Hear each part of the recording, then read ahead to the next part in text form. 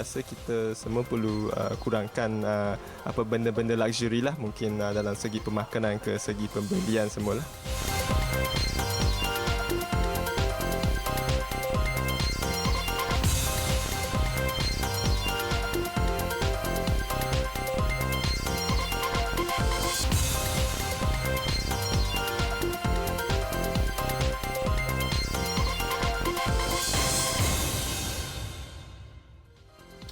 Assalamualaikum dan salam sejahtera. Saya Ashwa Ismail dan ini Sudut Pandang, wadah serta platform mengangkat suara anak-anak muda merentasi pelbagai isu. Dan malam ini, tumpuan ialah anak muda harungi kenaikan kos sara hidup. Dan kita tahu pelbagai langkah dibuat, senario sekarang mendesak anak-anak muda bijak menguruskan kehidupan mereka, terutamanya dalam konteks mendepani peningkatan kos sara hidup. Dan Sudut Pandang ini bersiaran secara langsung dari Bilik Berita Astro Awani. Saya tampilkan kepada anda kumpulan.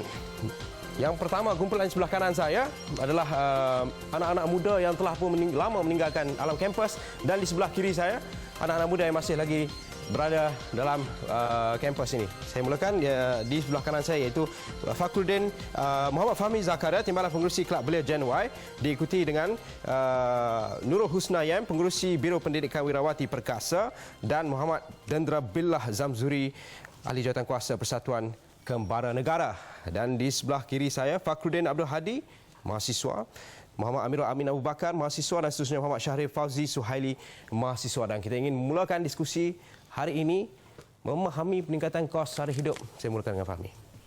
Okey. Memahami. Anak muda. Okey, pada pandangan saya, kos sara hidup yang kian meningkat ni perlu diterima secara positif. Dan seterusnya dalam menghargai cabaran yang kian membangun, menjadi peningkatan sara hidup ni sebagai satu motivasi ataupun muhasabah diri untuk kita memajukan, untuk menambahkan ekonomi kita. Mahasiswa? Muhasabah diri untuk majukan ekonomi, kenaikan utility, kenaikan tol, kenaikan semua ni macam mana cerita? Okay, saya sebagai salah seorang mahasiswa yang masih belajar, kenaikan kos sara hidup ni pada pendapat saya ini tidak memberi kesan yang sangat besar kepada kami, sebab kami tidak menggunakan ramai kebanyakan kami tidak menggunakan kereta transport. Kita lebih kepada public transport, which is public transport pun sekarang ada yang naik harga, tapi still tak banyak kenaikan seperti tol, minyak pun naik baru-baru ni kan. So tapi ada sedikit kesan terhadap kami, contohnya macam yang seperti saya katakan tadi, kenaikan tambang bas, ataupun bagi yang mereka yang membawa kenderaan sendiri ke kampus tu, nak kenaikan harga minyak tu memberi kesan kepada kami. Okey, reaksi kepada seorang mahasiswa ni. Okey, pendapat saya berkenaan dengan kenaikan ni, walaupun mungkin kerana mahasiswa masih lagi belum mengharungi alam pekerjaan. Jadi walaupun perkara itu tak disedari, sebenarnya ia memberi kesan. Sebab yang memberi mungkin memberi sumber kewangan untuk belajar mungkin bukan dari poket sendiri. Dan kalau kita tengok peningkatan kos, contohnya peningkatan bil dan transport, secara menyeluruh, secara globalnya di peringkat Malaysia, peningkatan tersebut akan mengakibatkan kenaikan barang, kenaikan harga barang. Kesan rantaian dan bersama. Sebenarnya mahasiswa turut terkesan tanpa disedari. Jadi itu yang perlu disedarilah oleh pihak-pihak tertentu yang mungkin selama ini tak menyedari akan perkara tersebut. Walau bagaimanapun, kita juga perlu tahu mengapa berlaku kenaikan tersebut. Mahasiswa tak sedar? Sedar tak? Okey, bagi saya adalah sikit untuk merasai kenaikan harga barang tu. Kalau kita tengok sekarang, kalau bagi isi rumah, dia akan rasalah kalau untuk mahasiswa ni, mungkin kalau kenaikan harga makanan tu lah yang memberi kesan sedikit kepada kami. Harga makanan lagi? Okey, kalau pada kita melihat kenapa isu ni muncul apabila bercakap pasal kos sara hidup, sebenarnya betul ia berbalik kepada orang yang tanggung kami, kepada pelajar kami, iaitu ibu bapa kami. Dan apabila merujuk kepada ibu bapa, yes, dia memang kesan kepada kami, memang terutamanya apabila harga makanan kami di fakulti kami meningkat disebabkan kos sara hidup ini meningkat. Jadi kesan kepada kami apabila kos sara hidup ini meningkat, makanan di fakulti kami dan makanan di sekitar yang tempat menjual makanan ini akan menyebabkan kami pun terpaksa untuk melabur duit untuk makanan. Yes, sebab makanan adalah satu keperluan dan dia bukan adalah satu kemahuan. Dan apabila berbicara tentang keperluan, ia adalah benda yang wajib kita perlukan untuk kita terus hidup. Jadi keperluan tu penting untuk kita terus hidup, dan apabila kesannya kepada kami, duit yang kami laburkan untuk membeli makanan tu, ia memberi impak kepada kami dari segi pembelajaran, dan terpaksa kami potong-potong dan terpaksa kami managekan pembelajaran kami di situ. Seperti plan rasionalisasi subsidi contohnya, yang kontrol harga gula, macam dia pentingkan makanan ni. Okey, reaksi kepada pada saya sebenarnya kita melihat dari segi skop kita fokus kepada generasi muda lah hari ini.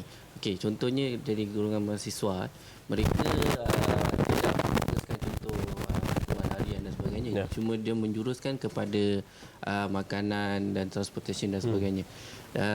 Tetapi sebenarnya mahasiswa mungkin ada kesan, tetapi tidak terlalu banyak lah pada pandangan saya. Cuma mereka ni ada beberapa option yang boleh diguna pakai. Antaranya sekiranya mereka ni dapat duduk di kolej dan sebagainya, mungkin ada subsidi daripada segi makanan di kolej. Sekiranya mereka ni duduk di luar dan menyewa, itu mungkin mendapat kesan secara langsung lah. Saya nampak macam itulah. Mungkin peningkatan harga gula tu, kalau kata malam-malam tu selalu tengok bola kedai mamak, selalu tertarik RM1.20. Jadi bila tengok bola, bila harga gula naik jadi RM1.30, jadi naik RM10. Jadi itu kesan secara teruslah kepada pelajar mahasiswa. Okey, bila kita dah start cakap mengenai RM1.30, naik RM1.20, naik RM1.30. Okey, kali ini kita nak bercakap, kita akan berehat seketika. Kembali selepas ini, sudut pandang akan menyentuh tentang apabila anak muda itu menguruskan keuangan mereka sendiri selepas ini, dan mereka juga perlu membayar bil. Ini kelompok-kelompok yang terpaksa membayar bil sendiri ni, dan mereka-mereka ini juga harus mengharungi tempoh di luar kampus juga selepas ini. Kita berehat seketika, sudut pandang. Okey, bersama kita.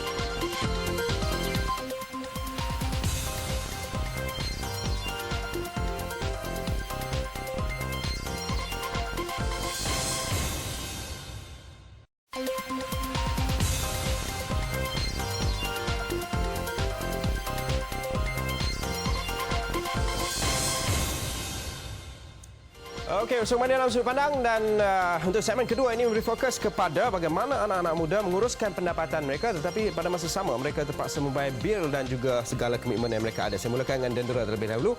Dendera, mungkin sedikit sebanyak boleh cerita macam mana pendapatan dan juga pengurusan bulanan itu sendiri? Pertama sekali pendapatan tu harus diutamakan untuk dari segi keperluan asas. Itu yang paling utamalah. Mengikut kalau kita pergi mengikut sunnah Nabi pun, keperluan asas tu amat-amat diutamakan.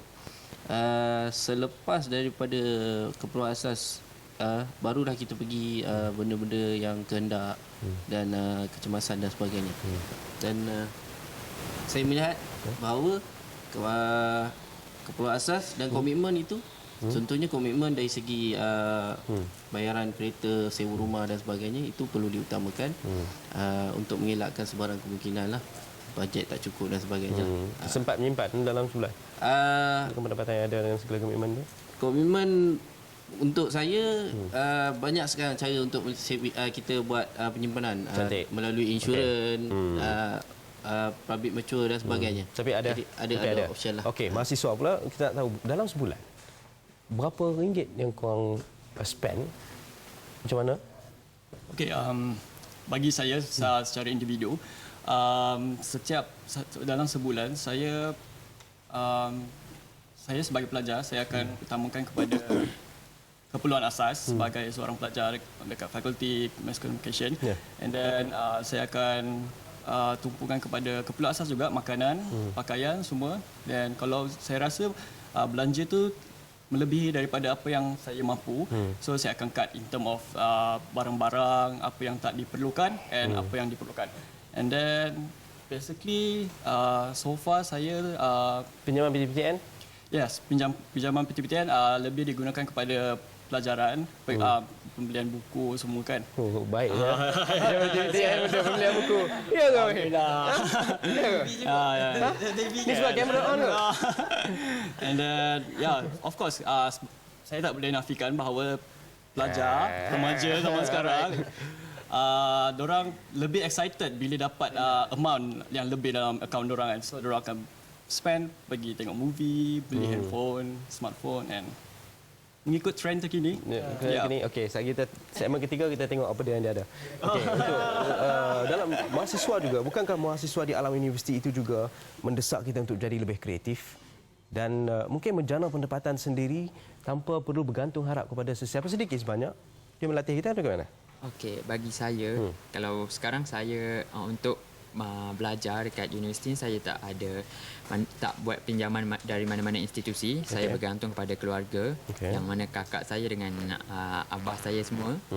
Okey, sekarang kalau untuk jadi lebih kreatif dalam mencari sendiri pendapatan tu, saya ada terfikir jugalah. Nak terjemah di pelaksanaan dia satu benda yang berat. Dari mana saya nak start tu saya belum dapat sumber dia lagi. NGO dari mana dia nak start tu belum dapat sumber, maknanya memerlukan guidance, memerlukan satu bimbingan, betul? Ya betul. NGO buat benda? NGO. Okey, pada pandangan saya, peningkatan hidup macam saya cakap mula-mula tadi lah, apa kita kena muhasabah diri, kita kena motivasi diri. Pada pandangan saya sebenarnya kos hidup ni bukan student saja yang rasa, kita yang bekerja ni pun terasa kan. Betul. Jadi untuk pengetahuan, sekarang ni kita yang kena develop diri kita, menjana ekonomi kita. Okey, salah satu contohnya kita ambil contoh okey, sekarang ni kita cuba perbaiki diri kita, perbetulkan diri kita, kita kurangkan liability pada hidup kita. Jadi liability ni kita kurangkan, kita lebih pada aset kekal kita. Contohnya macam saya ambil contohlah, saya seorang penjual kereta kan. Jadi contohnya kalau kita beli rumah tu adalah satu benda yang meningkat sebab dia adalah satu aset kekal. Jadi kalau kereta tu merupakan satu liability, berhutang yang mana kereta tu adalah akan jatuh harga, every year akan jatuh harga. Macam rumah hari ni kita beli, besok dah terus naik harga. Jadi kita kena perbagaikan diri kita macam tu. Setuju? Setuju. Setuju sama. Kena setuju lah. Okey, kita bercakap tentang sikit sebanyak mereka ini anak-anak muda, tanpa mengira sama ada dalam kampus ataupun di luar kampus, supaya lebih kreatif dan menjana pendapatan sampingan ini. Dalam konteks begitu, bagaimana peranan NGO yang bergerak seperti saudara-saudari sekalian ini? Peranan NGO. Pada apa yang telah kami lakukan setakat inilah, dalam menjana pendapatan lebih tambahan lah untuk mereka yang baru menjepuri alam pekerjaan. NGO, setiap NGO ada peranan masing-masing. Dan kita akan menjadi satu channel untuk menghubungkan bantuan-bantuan yang ada. Memudah cara. Jadi kita more to service, consultancy untuk kita bantu rakyat-rakyat di Malaysia ni lah. Okey, Fahmi juga sedikit sebanyak ada melakukan benda selain daripada jual kereta. Pada masa sama juga menggerakkan satu inisiatif yang membantu anak-anak muda juga. Antaranya seperti apa? Antaranya seperti program iShare ni. iShare. Komuniti. Syujen, tolong zoom sikit. Anak-anak muda. Saya cabarlah anak-anak muda cuba sahut cabaran iShare ni, di mana anda boleh layari website ni www.ishare.com.my dan boleh ambil lah nombor telefon saya jika ingin tahu lebih lanjut tentang iShare. Dan kita siap sedia membawa CEO kita turun untuk perkenalkan pada student-student dan kepada sesiapa saja yang ingin menjana ekonomi pada masa akan datang. So macam-macam yang kena buat untuk memastikan mereka dapat menguruskan perbelanjaan. Dan dalam 2015 nanti perkatakan hebat diperdebatkan juga adalah mengenai cukai iaitu GST, cukai barangan dan perkhidmatan, yang antara lainnya pihak kerajaan dan agensi-agensi kerajaan lain perlu bekerjasama dalam memastikan sistem penyampaian maklumat ini antara berita hari ini yang diberi tumpuan supaya dapat difahami dengan lebih jelas di peringkat rakyat jelata, apatah lagi anak-anak muda seperti kami ini. Dan itu antara yang berbangkit dalam berita Buletin Awani dan juga Awani 745 hari ini. Kita saksikan. Pengarah Bahagian Cukai Dalam Negeri Jabatan Kastam Subramaniam Tolasi berkata pendedahan meluas sehingga ke akar umbi amat penting. Katanya sudah tiba masanya kesemua pihak berganding bahu menyebarkan maklumat. GST merupakan cukai kepenggunaan yang dikenakan ke atas nilai ditambah di setiap peringkat pengagihan dan pengedaran. Kadar GST ditetapkan 6% akan berkuat kuasa mulai 1 April 2015. Ia sekaligus menghapuskan cukai berganda SST yang bernilai 16%.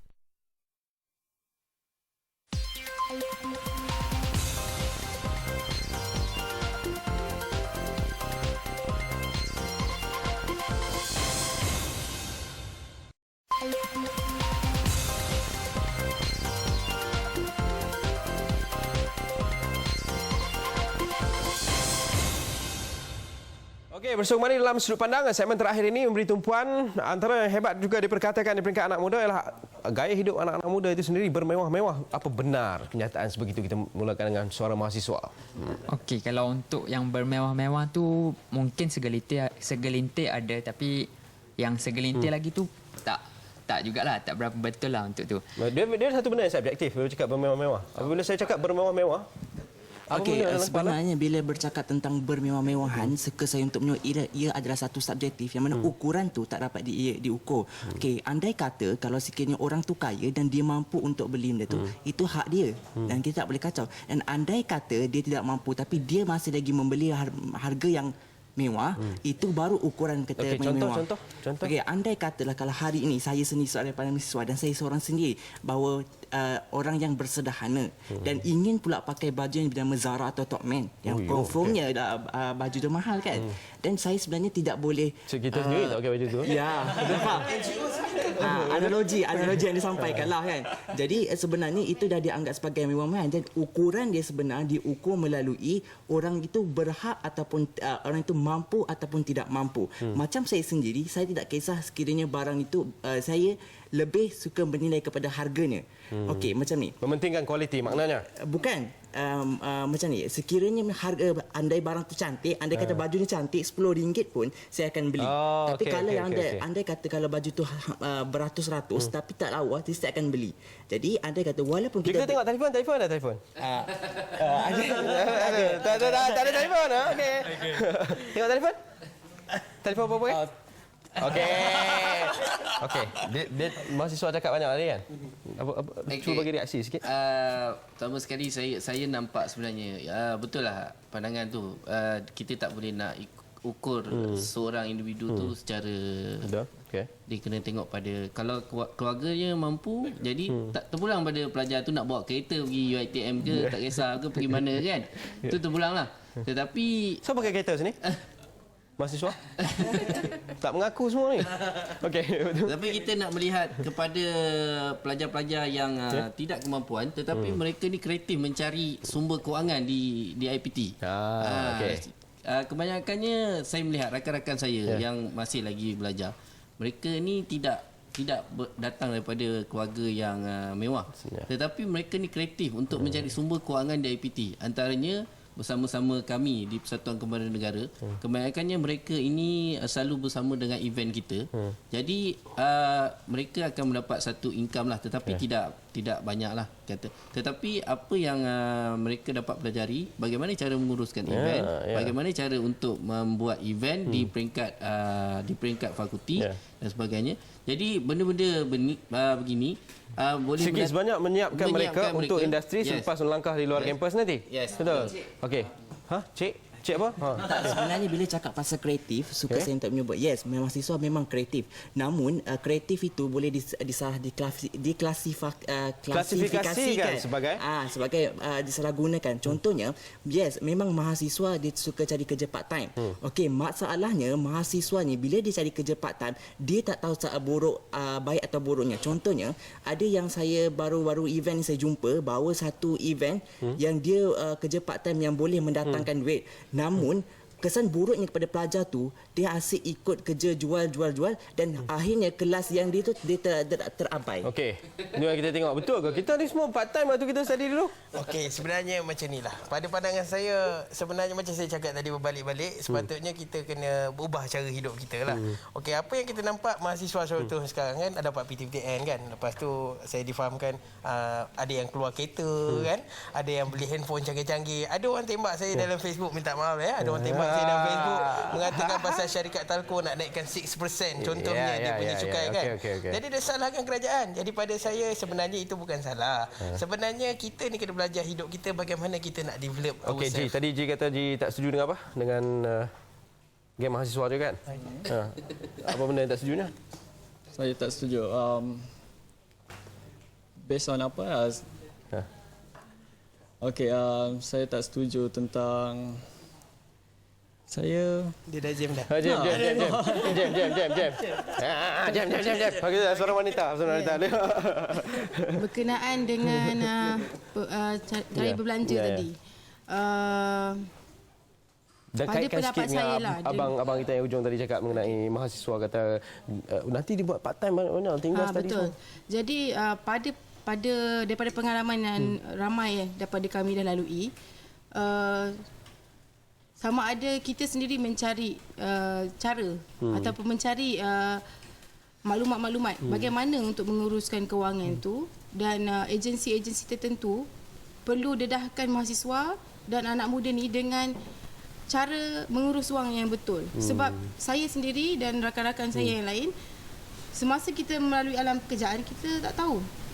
Walaupun kita nampak duit tu banyak, sebenarnya tak banyak kan. Jadi kita mula buat macam-macam. Ada yang masuk MLM, ada yang masuk macam-macam. Dan bukan yang tak bagus, tapi bagaimana kita nak mengurus dan mempersiapsiagakan diri kita untuk menghadapi alam tu. Siapa yang buat part time di sini? Pernah. Ji pernah. Ji pengalaman buat part time? Okey, pengalaman tinggal study ke? Tak kan, tak tinggal study kan? Tak. Okey, saya pengalaman saya masa diploma saya sekarang degree. Pengalaman saya mengambil bidang fotografi untuk degree diploma. So pengalaman saya buat part time sebab saya rasa itu bukan disebabkan saya nak duit. Of course nak duit, tapi minat. Passion and experience. Because people now akan tengok kepada diorang tak kisah kepada kita punya academic based on kertas tu. Yang diorang pentingkan is kita punya pengalaman. So saya alhamdulillah saya survive diploma. So dia depends on the individual itself. Sama ada Betul. Okey, betul. Okey, lagi mahasiswa melihat dalam konteks ini, kita ada seminit yang terakhir. Melihat dalam konteks gaya bermewah selepas ini adalah seringkali berbalik kepada gaya hidup seseorang anak muda itu sendiri.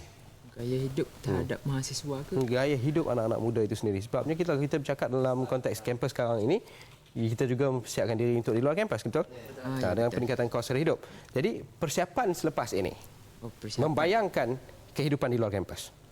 Okey, kalau untuk membayangkan kehidupan di luar kampus tu, mungkin buat anak muda yang macam saya ni, mungkin saya akan cari kerja yang sesuai, yang agak... Ada rancangan nak buat bisnes ke? Rancangan nak buat bisnes tu ada, tapi mungkin kena bimbingan, dia patah balik guidance tadi semua. Okey. Alright. Baik, terima kasih kepada mahasiswa sekalian, terima kasih kepada abang-abang kakak kita NGO dan sebagainya ini.